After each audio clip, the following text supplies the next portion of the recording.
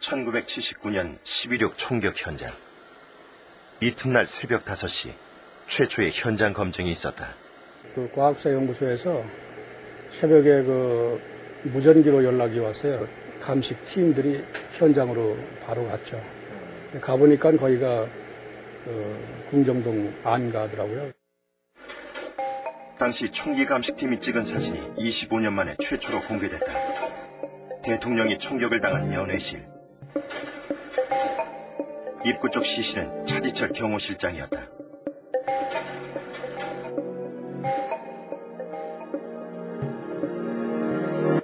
깜짝 놀랐을 거 아니에요? 네. 놀란 순간에 차지철 씨 여기 손목에 구멍이 뻥 난 걸 봤어요. 뭐 이놈아 이 버리지 같은 놈아 뭐 이런 소리 했는데.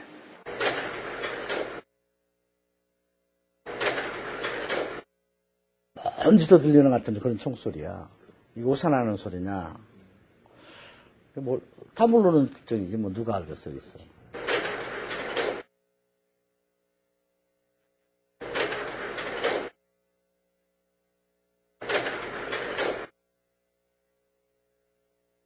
총성 그 움직이면서 쏜다.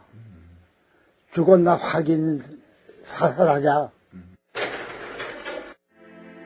막바지로 치닫던 유신 독재는 이렇게 무너졌다. 그 시발은 김재규가 쏜 2발의 총탄이었다.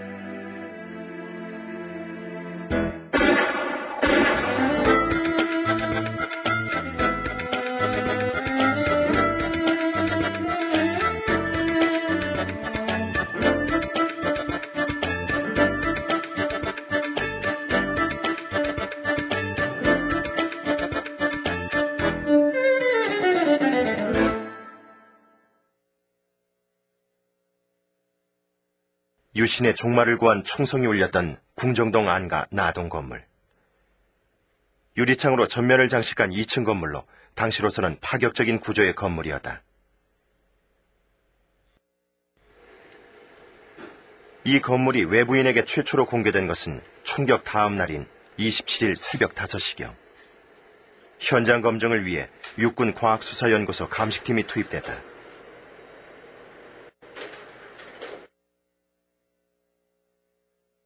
내부 구조도 특이했다. 현관을 들어서면 절반가량을 양어장으로 꾸며놓은 독특한 구조의 거실이 나온다. 양어장 위로 설치된 나선형 계단은 2층 김재규 부장의 집무실로 연결돼 있다. 그리고 거실을 지나 연회실과 침실로 들어가는 구조로 설계돼 있다. 쭉 거기 들어가서 이제 아마 여긴 대통령이 그 연회장에서 연회하고 뭐 휴식하는 장소였겠다는 생각.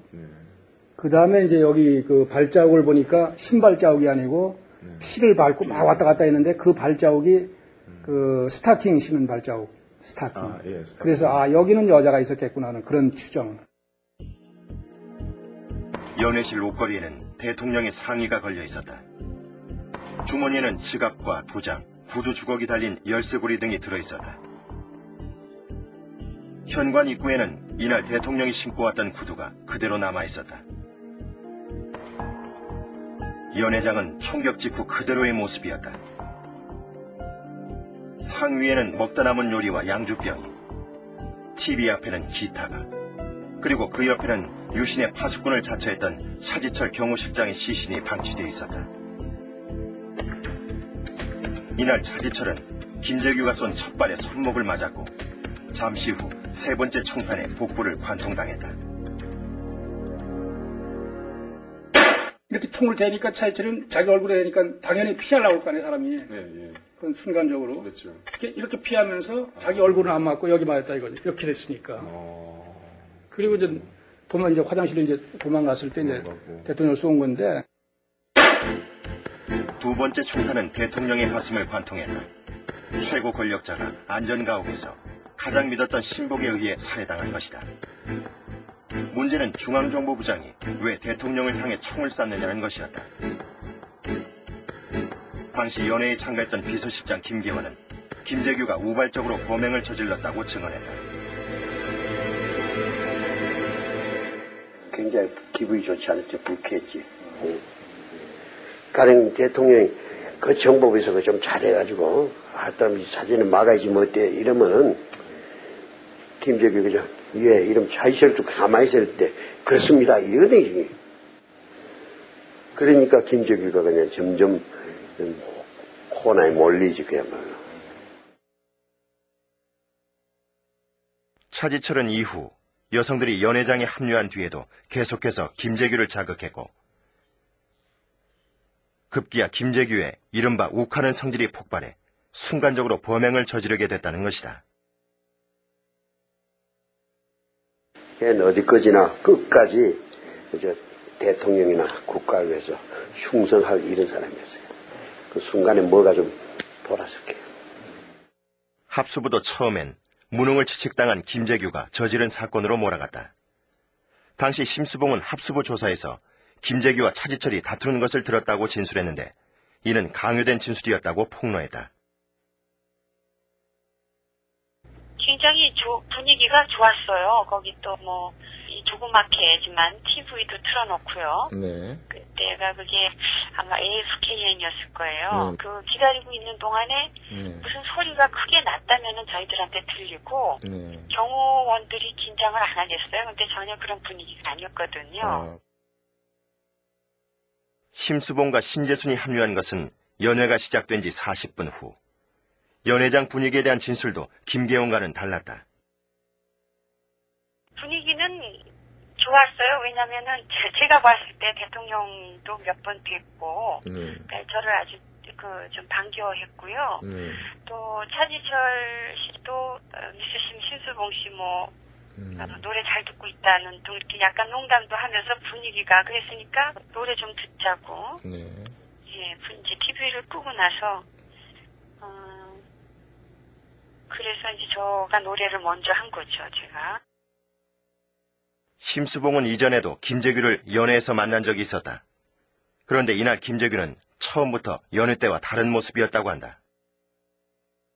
초면이 아니기 때문에 반가워서 눈인사를 다 들어가면서 이렇게 하잖아요. 근데 전혀 인사를 받지를 않고 모르는 사람처럼 아주 굉장히 무겁고 무섭게 입을 꽉 다물고 표정이 없이 그렇게 있는데 정말 이상했어요, 제가. 표정이나 그 분위기가 그런 어마어마한 일을 생각하면서 얼마나 긴장하고 있었겠나. 제 생각에는 그런 상태로 두어 차례 들락날락했을 뿐 총을 쏘기 전까지 연회장 분위기는 평온했다는 것이다. 꾸르륵꾸르륵 하는 소리가 나서 각하 괜찮으세요? 신재순이는 앉아있는 채로 괜찮으냐고 번가 물었었는데 아주 단호하게 괜찮다고 그랬어요. 두 발을 쏜 후 김재규의 권총이 고장났다. 김재규는 거실로 나와 궁정동 의전과장 박선호의 권총을 받아들었다. 그런 후 다시 연회장으로 들어가 차지철을 향해 한 발을 발사했고 뒤이어 대통령의 후두부에 다시 한 발을 발사했다.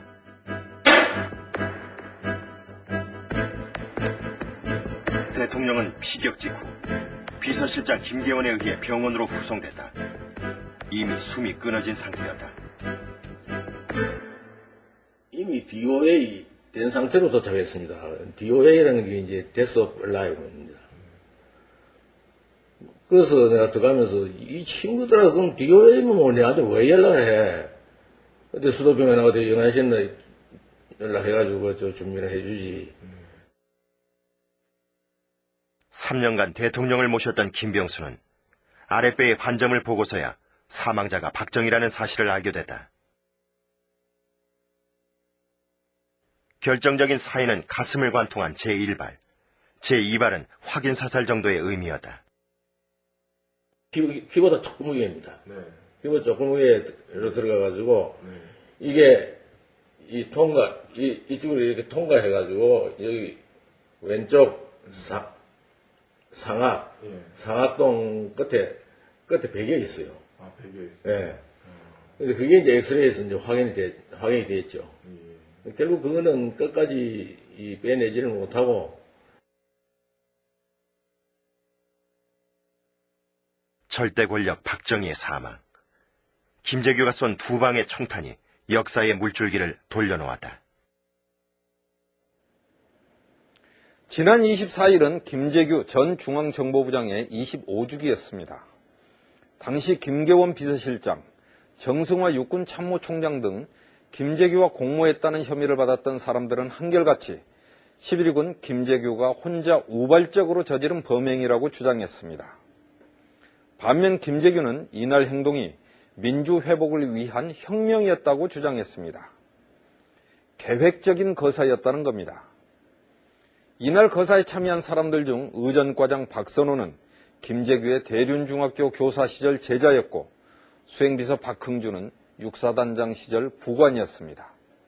이외에 경비원 이기주, 운전기사 유성옥 등이 거사에 가담했습니다. 욱하는 성격의 방아쇠를 당겼다고 보기에는 동원된 인원이 적지 않았던 것입니다. 26년 전 현대사를 뒤흔든 총성이 울려 퍼졌던 궁정동. 1993년 문민정부는 권위주의를 청산한다는 명목으로 궁정동 안가를 헐어내고 공원을 조성했다. 대통령 박정희 등 6명이 사살된 나동 건물터는 시민들의 휴식 공간으로 바뀌었다.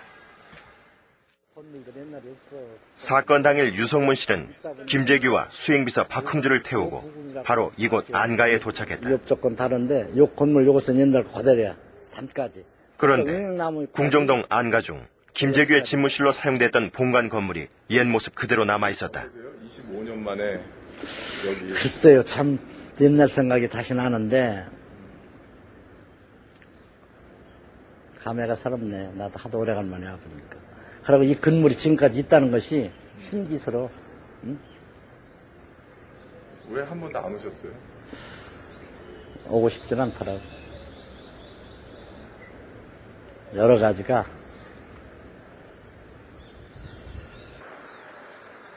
궁정동 안가는 청와대로부터 약 5분 거리. 김재규는 매일 오후 이곳 본관 건물 2층에서 사물을 보며 대통령의 호출에 대비했다.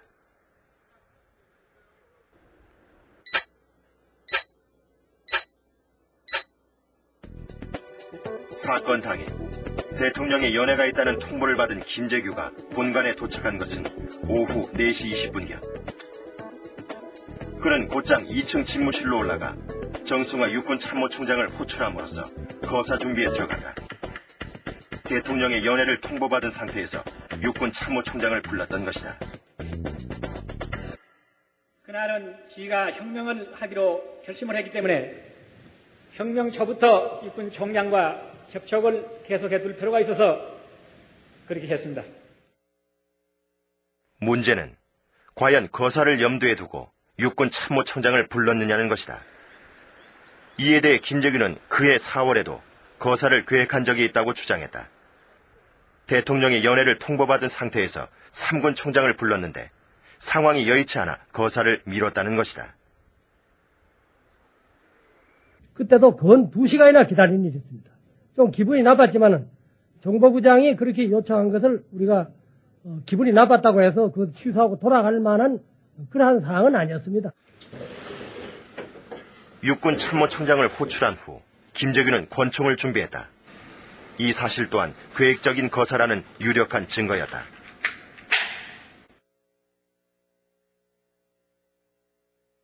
본관에서 연회가 열렸던 나동까지는 약 50m. 김재규는 연회 도중 본관에 준비해둔 권총을 가져가 대통령을 겨냥했다. 만약 충동적인 범행이었다면 좀 더 가까운 곳에 권총을 사용했을 가능성이 높다. 당시 나동 연회실 2층 김재규의 집무실에도 권총이 보관돼 있었다는 사실이 확인됐다. 2층에 집무실이고 네. 그런 그 캐비네트. 예. 아, 거기 총창 발견을 했구나. 내가. 맞아. 거기도 가니까 거기는 총이 있었습니까? 거기도 아마 있었던 것 같아요, 기억에. 외견상 유신 독재를 보위하는 일선에 섰던 김재규. 그런데 가슴속에는 남모르게 민주회복의 열망을 품고 있었다. 이를 입증이라도 하듯 79년 들어 김재규는 자유민주주의, 대의를 위하여 등 파격적인 내용의 글을 남겼다. 이 나라의 자유민주주의 회복시켜놓자. 대통령 각하고 나하고 관계에 있어서의 그 의리도 이 소위에 속하는 건 한꺼번에 다 끊어바친다. 그래서 대의를 위해서 내 목숨 하나 버려버린다.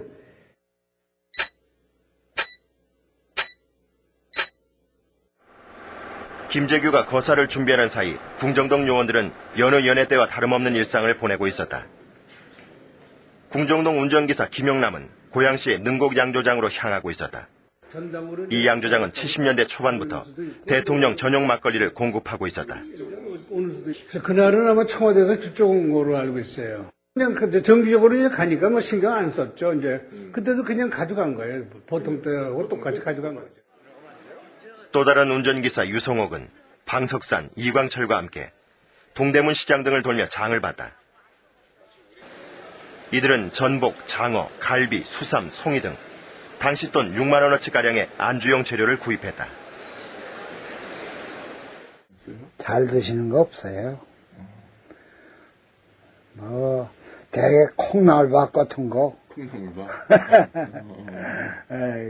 그런 거 이제 잘 드시고.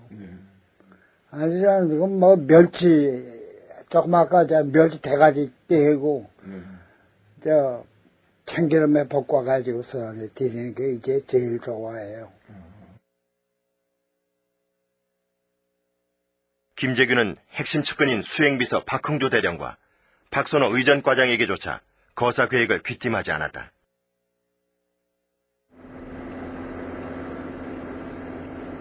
궁정동 의전과장 박선호는 이 시각 대통령의 시중을 둘 여인들을 만났다. 그는 이날 여대생 신재순과 가수 심수봉을 섭외했다.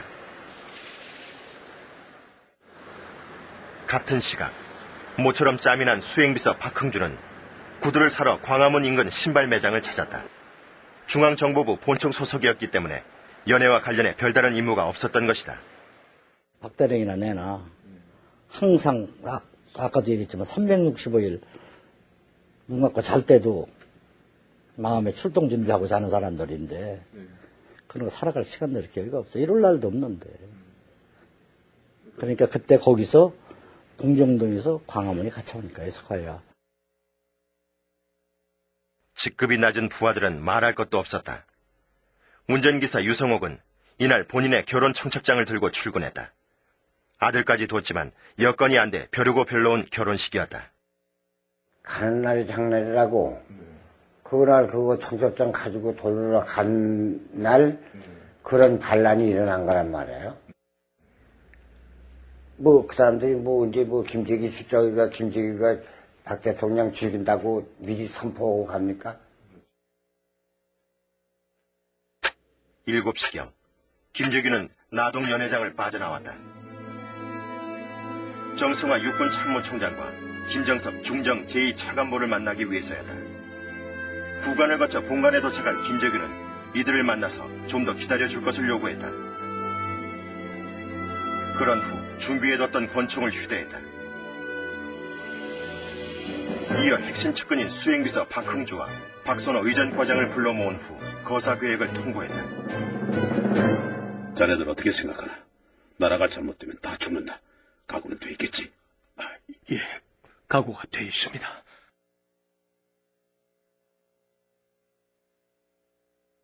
박흥주가 주저하자 김재규는 권총을 보여주며 격려했다. 총장과 2차 당보도 와 있다. 오늘 결행한다. 각하도 포함됩니까? 그래. 뜻밖의 통보에 당황한 박선호는 거사를 연기시키려고 했다. 오늘은 그 경호원이 너무 많습니다. 다음에 하시죠. 안 돼. 보안이 샌다. 똑똑한 놈으로 2-3명 준비시켜. 그럼 30분만 주십시오. 시간 여유를 안 준 이유는 걔들도 못 믿은 거예요, 사실은. 아니, 못 믿다기보다도 자기는 한 벌써 오랫동안 정보부장을 하면서 우리나라에서 무슨 비밀이라는 건 있을 수 없다. 이건 누설되게 돼 있다. 그러니까 단독으로 할 수밖에 없다. 김재규가 준 시간은 단 30분. 그러나 거사 준비는 빈틈없이 완료됐다. 박흥주는 유성옥 이기주와 함께 나동 식당 앞에 된 재민이 승용차 안에서 대기했다. 김재규의 첫 총성을 실어로 이들은 식당으로 달려가 무차별 총격을 가했다. 일단 이제 탁탁 소리가 나니까 이놈들이 정보부 직원이든 경호관이든 뭐 요리사든 뭐 전혀 관계없이 그냥 밖에서 안으로 향해서 그냥 막 소리를 내는 거죠. 같은 시각 박선호는 나동 대기실에서 청와대 경호관 정인영, 안재송에게 권총을 겨누고 있었다. 정인영과 해병대 동기로 절친한 사이였던 박선호는 다 같이 살자고 호소했으나 안재송이 저항하려 들자 친구를 향해 방아쇠를 당겼다.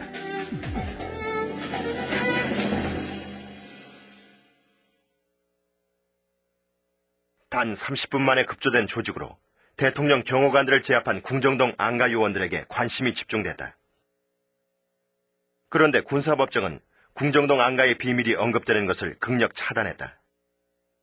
그와 같은 건물은 대여섯 개가 있는데 이것은 각하만이 전용으로 사용하시는 건물로서 범죄 그래서 이것을 제가 발표를 하게 되면 서울 시민이 깜짝 놀랄 것이고 여기에는 여러 수십 명의 인류 연예인들이 다 관련되어 있습니다.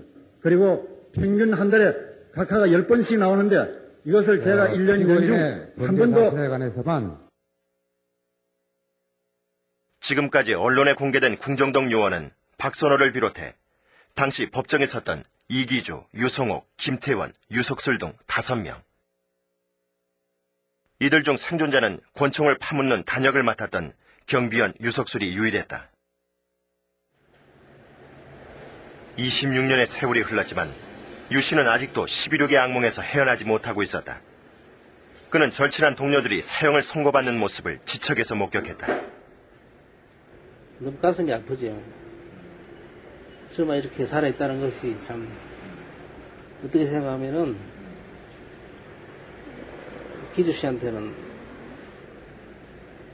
못될 그런 이치에 있는 것 같기도 하고. 아직도 건물 경비를 서고 있는 유 씨. 그러나 79년 11.6 이전까지 그는 대통령의 비밀스런 연회장을 경비하던 특별한 신분이었다. 대행사는 뭐 비서실장님이나 부장님이나 뭐 경호실장님이나 같이 이렇게 오실 때. 그렇죠.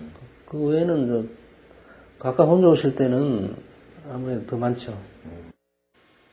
베일에 가려졌던 궁정동 안가가 일부나마 언론에 공개된 것은 1993년. 사건 현장인 나동 건물은 이미 1980년에 철거된 상태였다. 당시 공개된 건물은 다동으로 불리던 한옥.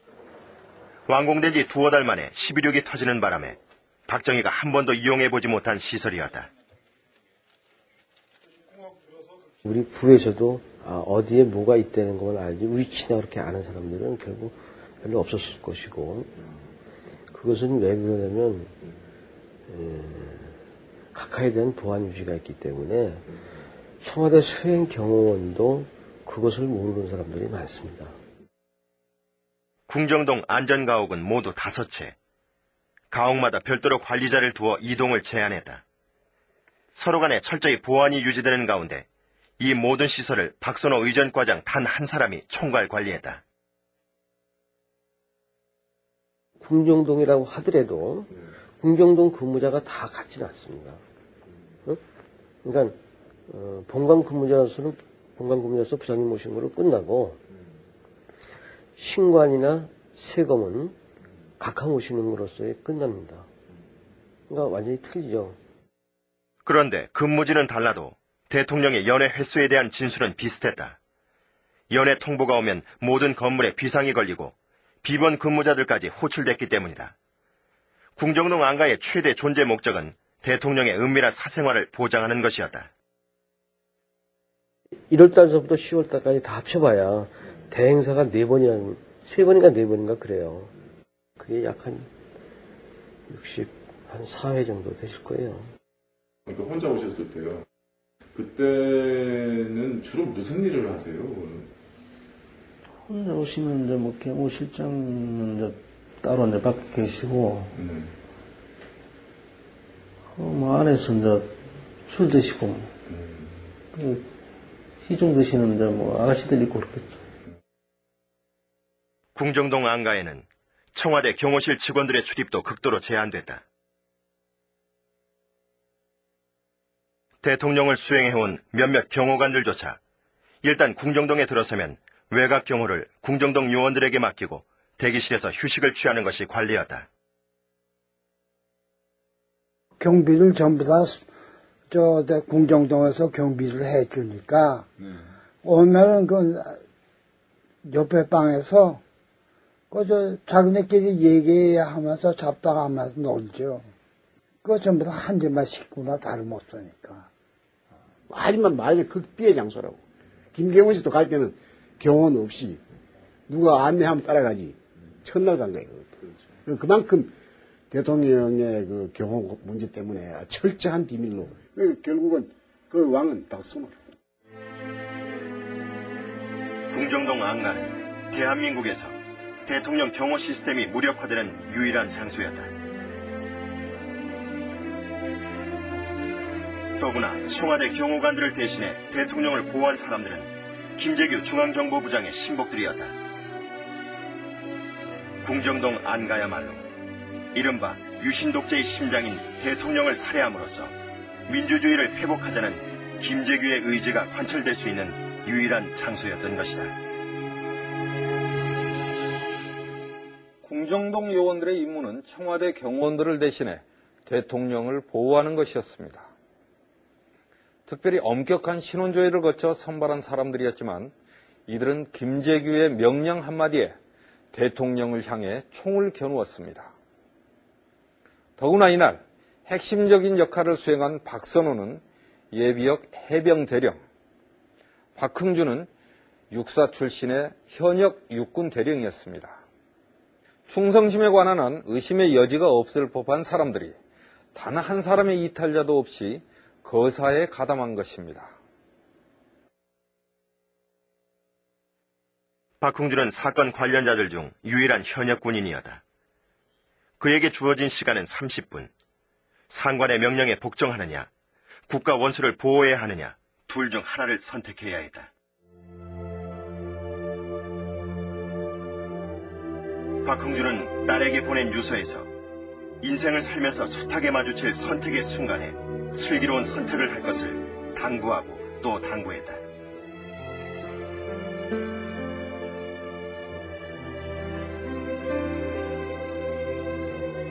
박흥주가 절체절명의 선택의 기로에 서게 되기까지 김재규와의 운명적인 만남이 있었다.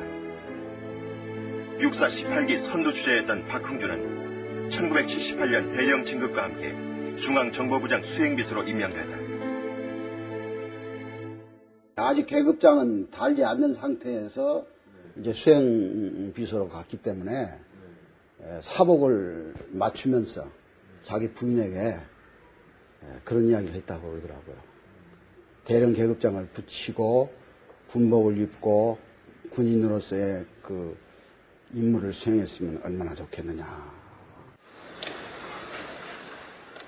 박흥준은 청렴하고 강직한 군인이었다. 중앙정보부장 수행비서라면 손가락에 꼽힐 정도로 힘있는 자리였지만 그가 살던 곳은 집차도 들어가지 않는 행당동 달동네 꼭대기였다.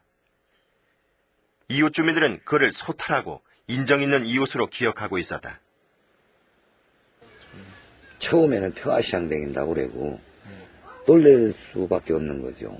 그런 분이 거기서 그렇게 커다란 거사를 해가지고 총을 들고 거사를 할 수 있다는 것이 믿겨지지 않죠. 그분은 제가 보기로는 아주 평범한 분인데 그런 분이 어떻게 그런 거사에 가담해가지고. 박흥준은 가난한 집안의 희망이기도 했다. 79년 당시에도 부모는 빈민가에 형은 탄광 경비로 일하는 형편이었다. 박흥준은 중2 시절 육사단장 김재규 장군의 전속 부관으로 차출됐다. 부관을 그만둔 이후에도 부부 동반으로 김재규를 찾아가는 등 인연을 유지했다. 저도 뽑혔더라면 박흥주 대령이 갔던 길을 갔을지도 모르죠.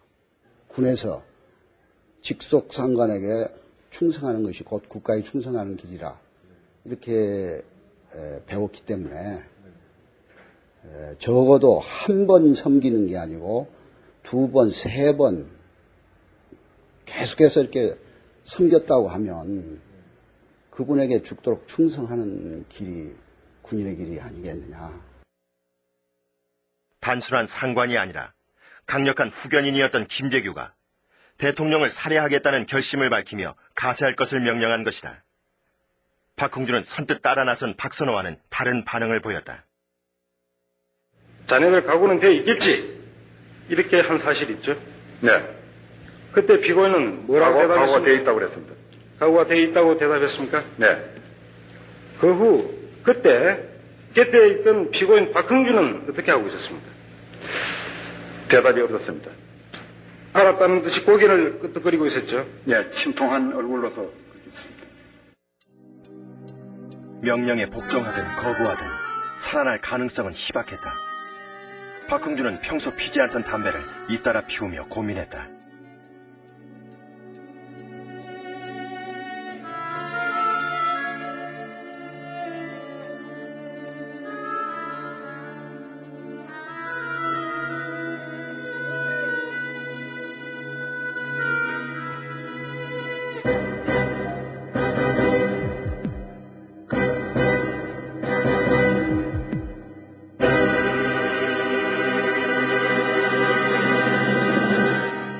쳐다보니까 박대리 얼굴이 딱 나타나더라고. 그냥 나하고 시선이 마주쳤는데 나보고 나오라는 거야. 그 나갔더니 스탠바이. 나갈 준비를 해라. 그래서 나는 이제 회식이 다 끝났으니까. 근데 벌써 끝났을까? 박흥주가 명령을 수용한 배경에는 김재규에 대한 인간적인 존경심이 큰 비중을 차지했다. 박흥주는 최근 공개된 옥중 수양록에서 김재규를 대통령의 1급 참모이자 참다운 일꾼이었다고 단정지었다. 중정부장 김재규는 유신체제의 버팀목이었고 헌신적으로 대통령을 보좌했다고 평가했던 것이다. 결과적으로 시해를 하셨지만은 평소에 대통령에 대한 충성심에 대해서는 저 개인적으로 의심을 안 합니다. 지극히 대통령을 잘 모시겠다 하는 그런 평소의 그 언행으로 봐서.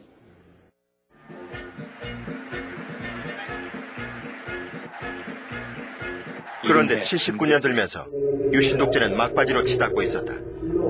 미국과는 인권과 주한미군 철수, 핵개발 등으로 심각한 갈등을 빚고 있었다. 18년 장기 집권에 대한 저항도 곳곳에서 터져나왔다.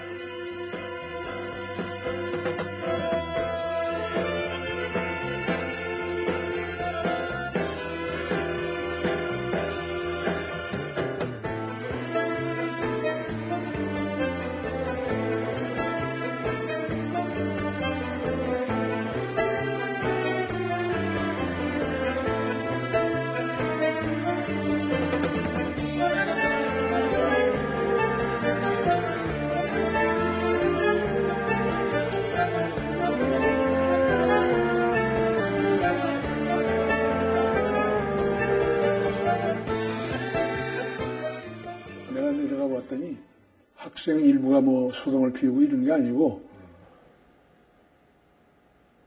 전체 학생들이 민중과 더불어 소위 밀란을 일으킨 상황입니다. 그게 끔찍한 얘기거든. 경호실장 차지철은 부마 사태를 김영삼과 야당인 신민당의 사주를 받은 소수 사회 불만 세력이 일으킨 폭동으로 규정했다. 부마 사태가 급박할 때 소위 말해서 매 시간 이제 보고서들이 올라와서 읽어봤는데 주로 부마 사태가 청와대는 어떻게 왜곡돼서 왔냐면 깡패, 불황아, 그다음에 뭐 그때 한참 등장하는 게 있었죠. 목욕탕 때밀이, 구두닦기. 뭐 이런 사람들이 이 사회의 저 하유 그 불만 계층들이 폭동이다. 반면 김재규와 박흥준은 부마 사태가 터진 직후 현장을 직접 돌아보고 사태의 심각성을 절감했다. 그리고 민심 위반이 심각하며 부산 시위가 5대 도시로 확산될 것이라고 청와대 안보소회의에서 보고했다. 부산 가서 직접 돌아다녀 보니까 시민들이 물도 떠다주고 먹을 것도 주고 시민들도 같이 호흡을 해서 하는데 이것이 굉장히 심각하다. 이것이 마치 잘못되면은 다 죽을 수도 있는 게 아니냐. 이렇게 굉장히 겁을 먹고 계신 건 그런 얘기를 한 수를 들었어요. 사건이 일어난 10월 26일 연애 초반의 화제도 부마 사태였다. 이날 대통령과 차지철은 강경 진압을, 김재규는 온건한 대응을 주장했다. 부산 사람들이 모르고 김영삼이가 선동해서 그렇게 된 거다. 대통령은 그냥 철저철저하게 머리에 그렇게 생각했어요. 그걸 이제 차지철은 그렇다 그러고 이제 김재규는 안 그렇다. 이제 그게 그날의 근본적인 문제죠. 말씀은 밖에 안 나갔으면 좋겠습니다. 각하 말씀은 이제부터 사태가 더 악화되면 내가 직접 쏘라고 발표 명령을 하겠다. 그 다음에 이제 그 차지철 경호실장 같은 사람들은 캄보디아에서는 300만이라고 하는 것도 희생할 수 있겠는데 우리 대한민국 100만 희생하면 희생한다고까지 문제될 거 있느냐고 이러한 얘기가 나옵니다. 그러면 소름이 끼칠 그러한 그 일들입니다. 김재규를 수행해 부산 현장을 돌아본 박흥주와 궁정동 본관 사무실에서 수시로 보고서를 접했던 박선호도 김재규의 시국 인식에 공감했다. 이분께서 직접 모든 것을 민주회복을 위해서 그렇게 건의하시다가 안 되고 또한 부산과 같은 그와 같은 상황이 서울에서 긴박하게 일어나게 돼 있던 직전에서 그와 같은 것이 막아지지 못했을 때는 옛날에 4.19 어린아이 장난과 같은 그것에 불과하다. 이 같은 내적인 공감대 위에 궁정동 경비원들의 강한 규율이 있었기 때문에 김재규의 거사가 가능했다. 상관의 명령이 떨어지면 목숨 바쳐 수행한다는 것이 궁정동 요원들의 철칙이었다. 그걸 내가 그 순간에 있으면 나도 그렇게 됐겠지. 네?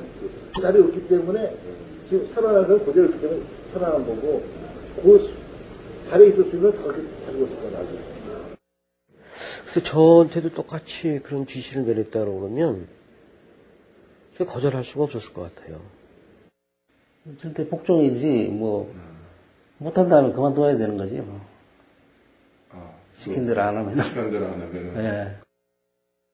대통령과 노실장을 살해하고 정권을 잡아보겠다는 마음으로 신군부는 11.6을 계획적인 범죄였다고 발표했습니다. 김재규의 주장과 다른 점은 민주회복을 위해서가 아니라 정권을 탈취하기 위해 대통령을 살해했다는 것입니다. 대통령을 저격한 김재규는 정승화 육군 참모총장과 함께 남산중앙정보부로 향하던 중 이곳 3.1 고가도로 위에서 육군본부로 방향을 틀었습니다. 이른바 운명의 유턴이었습니다. 자신의 본고지를 버리고 호랑이굴이나 다름없는 육군본부를 선택했다는 점에서 어떤 사람들은 계획 없는 우발적 범행의 증거로, 또 다른 사람들은 권력 욕심에 누님은 바보 같은 짓으로 해석했습니다. 이곳에서 박흥주 대령은 두 번째 선택을 하게 됩니다.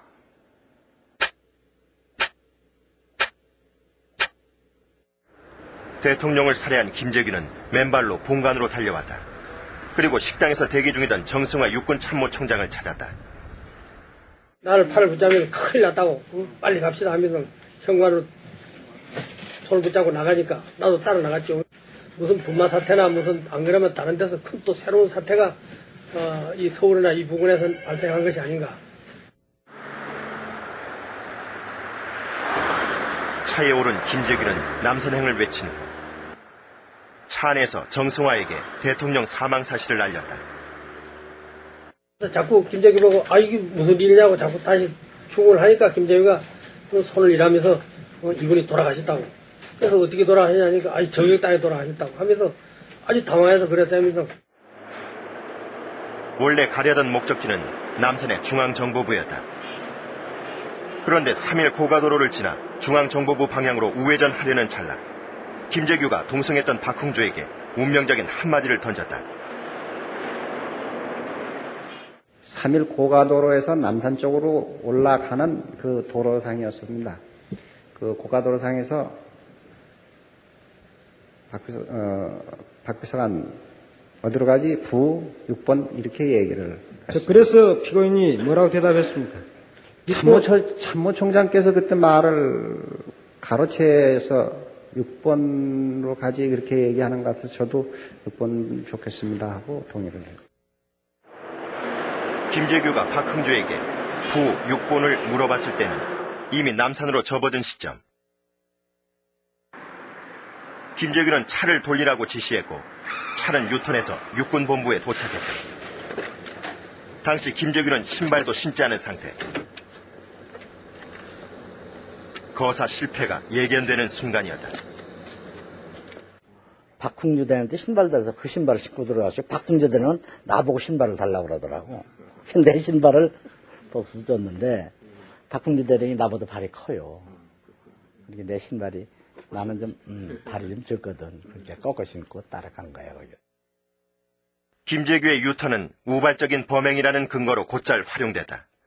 욱하는 성질의 사건을 저지른 후 당황한 나머지 그만 호랑이 굴로 들어갔다는 것이다. 김재규가 우리 어디로 가냐 하니까 남산으로 간다고 그래서 남산 가서 어떻게 하냐 입구문으로 가자 하니까 김재규가 김재규는 이게 참 우발적으로 저질한 것이지 계획적으로 한 게 아니라는 게 여러 정황으로 봐서 인정할 수 있는 거거든. 자기가 남산으로 갔으면 주도적인 힘을 발휘할 수 있으리라 하는 것은 당연한 것이죠. 그건 육군 대위만 돼도 알 수 있는 건데 그거를 저버리고 그 육군으로 따라갔다는 거 이런 면을 볼 때는 그건 아주 핵심적으로 그분이 계획적인 것은 아니었다. 법정에서 박흥주는 김재규와 정승화가 사전에 행동 방침을 논의한 줄 알고 별 생각 없이 답변했다고 진술했다. 그러나 이 진술은 김재규의 거사가 정권 찬탈 기도로 몰릴 것을 우려한 박흥주 대령의 위증이었다는 증언이 나왔다.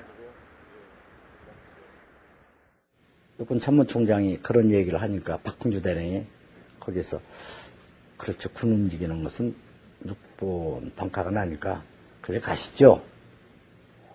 그러니까 그럼 돌려라. 그러니까 이렇게 명령이 떨어진 거야. 군을 움직이기 위해서는 군 움직이는 게 군 동향을 알기 위해서는 군 동향을 알기 위해서는 6번으로 가시는 게 좋겠습니다라고. 문제는 군부에 대한 김재규의 오판이었다. 김재규는 대통령이 제거된 상태에서 정승화를 움직여 군부를 장악할 수 있을 것으로 판단했다. 육군 총장으로 하여금 계엄을 선포하고 나면은 육군 총장께서 모든 이 상권을 다 장악을 하게 되기 때문에 그 다음에 그 육군 총장으로 하여금 계엄사령부를 혁명위원회로 바꾸는 이것이 제 혁명의 기본 구사입니다. 그럼 만약에 말을 듣지 않는다고 그러면 어떻게 하려고 했습니까? 나는 틀림없이 그건 하나의 예를 들면은 피고인의 기대에 불과한데 예. 예를 들면 본인이 불응했을 경우에는 어떻게 하려고 그랬습니까? 불응은 아니하리라고 저는. 김재규가 과신한 데에는 나름대로 이유가 있었다. 정승화는 김재규의 추천으로 참모총장에 오른 인사였기 때문이다. 그런데 정승화는 남산으로 향하던 차 안에서 이미 김재규와 일정한 선을 그어놓고 있었다.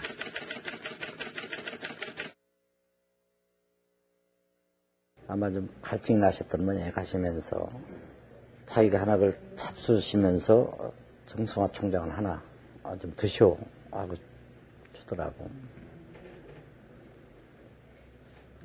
다음날 내가 이제 차 안위를 정돈을 하려고 보니까 그 정 장군님께서 앉으셨던 그 앞에다가니 그걸 그대로 다 아니 펴보지도 않고 속지가 싸져 있는 것을 그대로 앞에다 버려서 그대로 놨더라고.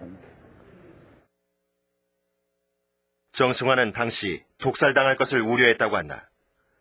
그런데 군부와의 연계가 없는 상황에서 남산이나 6번 어느 쪽으로 가더라도 결과는 다르지 않았을 것이라는 주장이 제기되고 있다. 아무 준비도 없는데 남산으로만 들어갔다고 그래서 뭐가 이루어지겠어. 만약 그렇게 되면 군을 움직여야 되는데 군 조직이라는 게 그렇게 남산에서 다 장악해가지고서 하는 군 조직이 아니에요.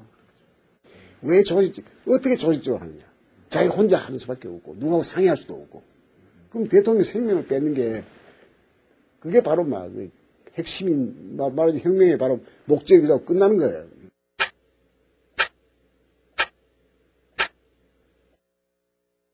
부하들은 육참 총장이 함께 있다는 김재규의 말을 끝까지 믿었다. 김재규로부터 사후 지침을 받지 못했던 박선원은 부하들에게 청와대 경호병력이 몰려올 경우 응사할 것과 김재규가 사용했던 권총을 파묻을 것을 지시했다. 그 총 스리퍼를 이기주 씨가 이렇게 줄 때 그 총소리하고 관련이 있을 거라는 생각을 혹시 하셨습니까? 예, 그거는 이제 생각을 했죠. 이 총을 가지고 누구를 이제 쏘았다는 것까지는 모르는데 뭐 사용을 했겠다 이렇게 생각을 했죠. 나중에 보니 그게 이제 부장님이 이제 각하 쏜 그 총인 것 같더라고. 박선원은 재판 과정 내내 김재규의 거사를 옹호했다. 그러나 섭섭함 또한 숨기지 않았다. 박선으로서 좀 섭섭합니다. 자기로서는 내한테 명령을 그 후에 할 일을 알려줬으면 내가 잘했을 수 있었는데 내 면회 갈 때마다 하는 얘기 그거예요. 왜 내한테 얘기 안 해줬는지는 내가 얘기만 들으면 깨끗하게 끝을 낼 수 있는데 왜 박정희 대통령이 시신을 옮기지 말라든지 예를 들면 이 사후 조치가 있어야 되는데 그걸 못하고 간 게 그 박흥주하고 박선은 계속 방황하다가 잡힌 거예요.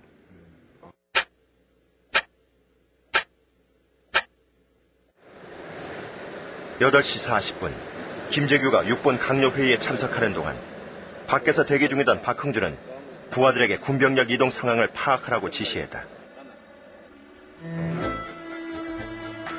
그러던 중 중정부장 경호원들이 무장 해제당하는 것을 목격하고 상황이 잘못됐음을 직감. 육군 본부를 벗어나 한남동 중정부장 공간 앞에서 김재규의 호출을 기다렸으나 허사였다. 일체 말이 없는 거예요. 불안하고 어떤 공포에 쌓인 흔히들 하는 말로 마음을 제대로 잡지 못하고 안절부절을 못하는 거죠. 굉장히 불안하고 초조하는. 마지막임을 직감한 박흥주는 행당동 자신의 집으로 달려갔다. 불안한 마음에 집 안으로 들어가지도 못하고 대문 앞에서 부인과 작별했다. 집에서 돌아와서는 운전기사 유성문에게 자신은 총알을 다 소비했다며 유 씨의 총을 달라고 했다.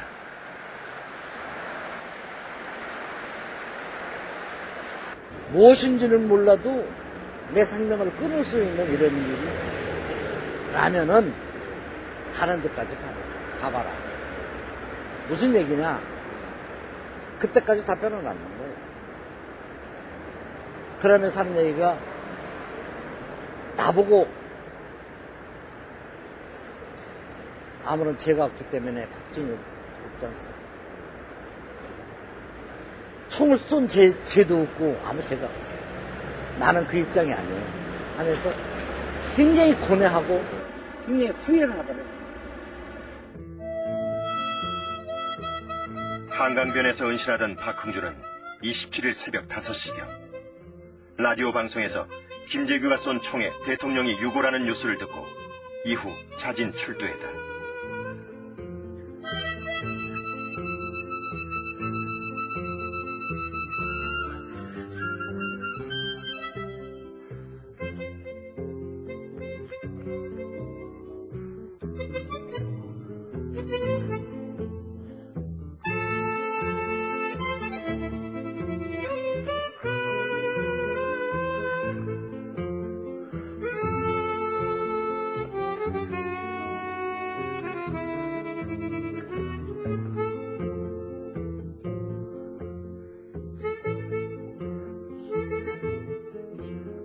이런 행동이 있다면 난 다시 한다. 또 하겠다. 근데 그 사람이 마지막에 죽을 때 대한민국 만세, 육군 만세, 광산.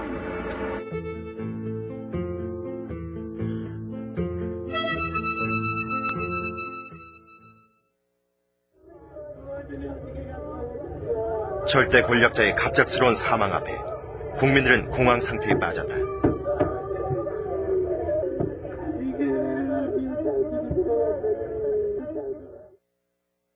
유신 체제의 검은 그림자는 길고도 어두웠다. 박정희는 쓰러졌지만 그가 양성한 신군부가 권력을 장악했다.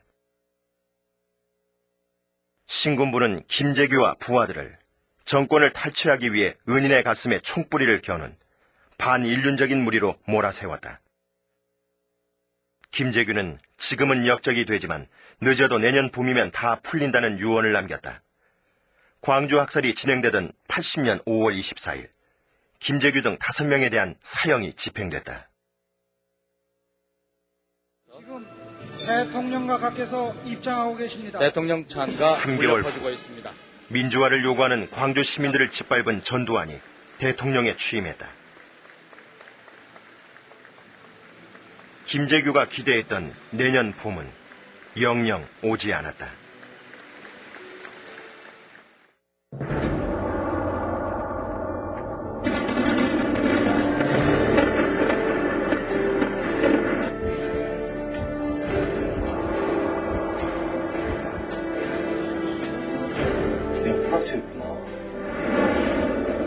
용돈을 줄 테니까 우리 시킨 대로만 하면 돼. 누구누구를 만나서 그 사람이 뭐하고 있는지를 보고서를 해라. 이리 가서 좋고 저리 가서 좋습니다. 이런 죽으려면 또도 자기 죽어야죠.